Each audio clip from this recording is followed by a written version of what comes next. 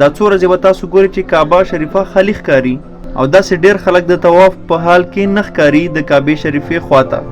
نو حقیقت څه دی؟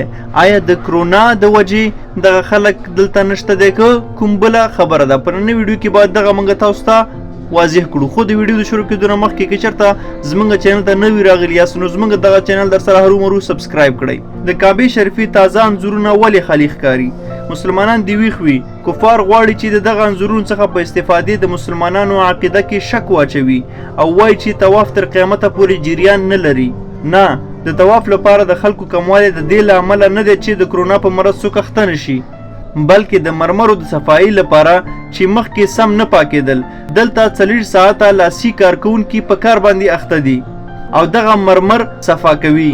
خو دا ځل دغه مرمر په غټو ماشینونو صفا کیږي، نو دوی ځکه طواف ته دلته څوک نه پرېږدي.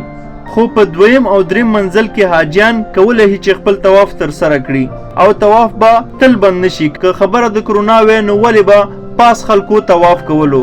خو خبره د همدغه مرمرو ده چې په غټو ماشینونو باندې دلته کار شروع دی، نو ځکه د کعبې شریفې سره شاوخوا څوک نه ښکاره کیږي.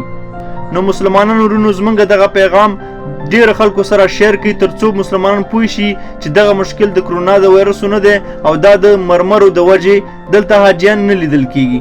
نو دا اوس زموږ د نن ورځې راپور چې تاسو سره مو شریک کړ. د نورو خاصه راپورونو دپاره زموږ دغه چینل د سره هرومرو سبسکرایب کړئ. مننه، رضایت، الله مو مل شه.